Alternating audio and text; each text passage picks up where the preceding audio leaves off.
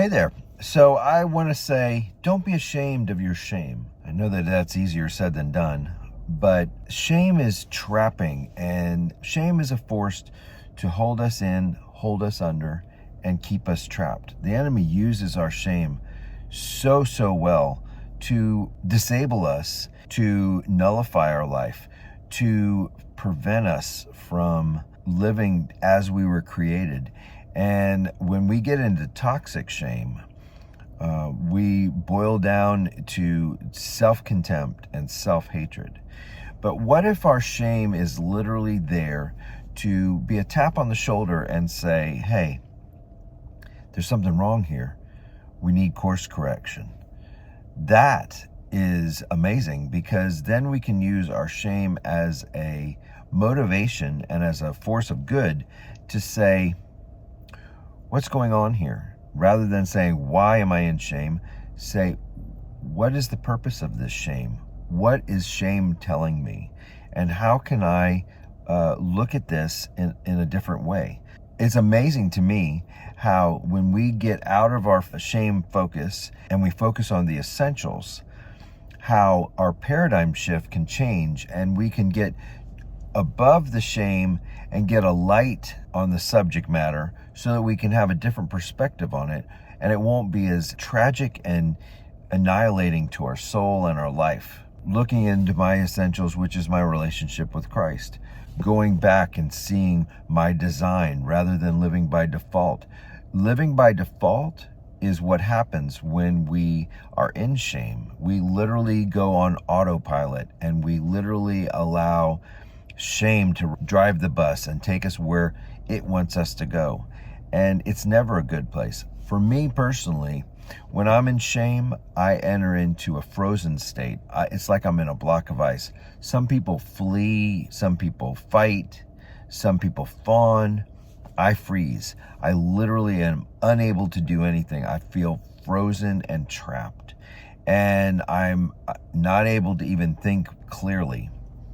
So that's why refocusing my vision and my view and looking for my essentials, who I was created to be in Christ, it's huge. Who I am in Christ, who Christ is in my life. It's living by design rather than default. And I go into that in my book, His Will Alone. I love living by my essentials.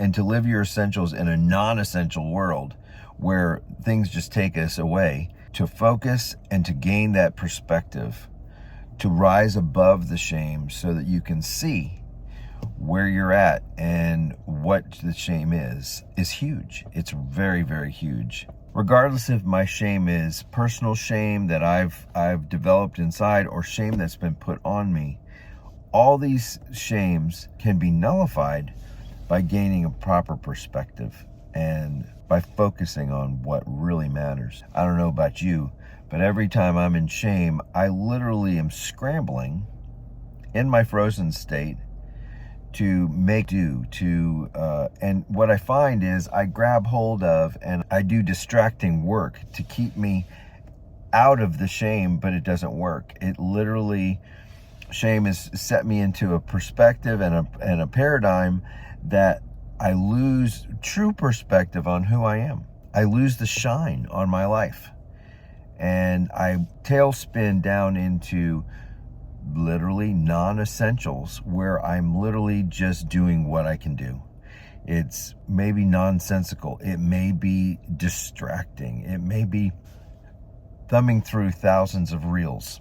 That could be how I would cope with my shame. Does that help me?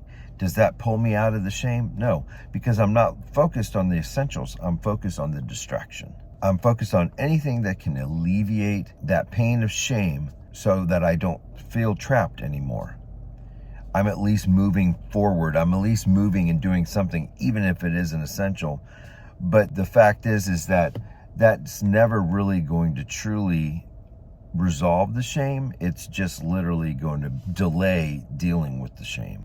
When I go back down to essentials, when I go back down to what matters most, at that point, I can gain the light I need to see. It just lifts me above so that I can see. there are so many things that can, even good things that can distract and keep us outside of the realm of dealing with shame and healing from our shame. And I know people that are workaholics. I know that people that are sex addicts. I know people that are food junkies. People that, there's so many things that I can use to try to extinguish the fire, the burning fire of shame.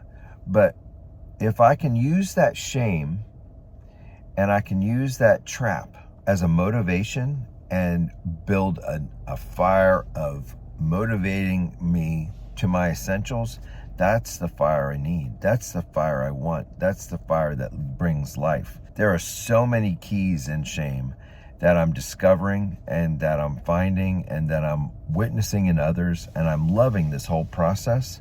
I'll be writing again coming up in a week and a half, and I want to finish this very soon and get this to you.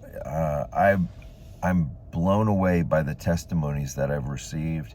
I'm loving where the book is going, and I'm real excited about it. And so the Overcoming Shame book, it's still in the works, and I'm believing that there are things that are coming in my life that are showing me deeper the message of shame and how to survive shame, how to recover from shame. And I have shames coming into my life that literally are giving me signs and directions and clues so that I'll deal with it and so that I will face it and focus on it. So I love you guys. I'm very, very grateful for your following me in this journey. This has been a very difficult subject matter. To believe God is sovereign is one thing. To believe that my life is Christ's life and it's not I but Christ, and for his life to be my life is my hope of glory, that's wonderful. And to overcome anxiety, great. And how to live and know the will of God, that's perfect. But there's something about this subject, about shame.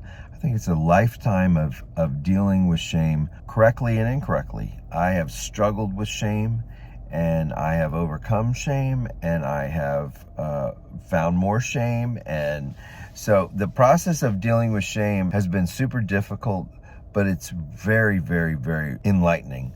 I have loved finding out about shame and about my shame and about the shame of others. I really, really want this book to carry a weight and a power to annihilate the shame and give people direction in their shame. Because when we're in shame, we're literally pointless and directionless. We are literally consumed by shame.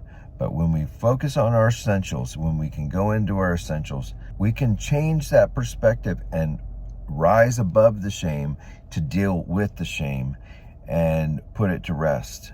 Toxic shame annihilates our life, annihilates our creativity, annihilates our joy. But there is a solution and there is a way out of it.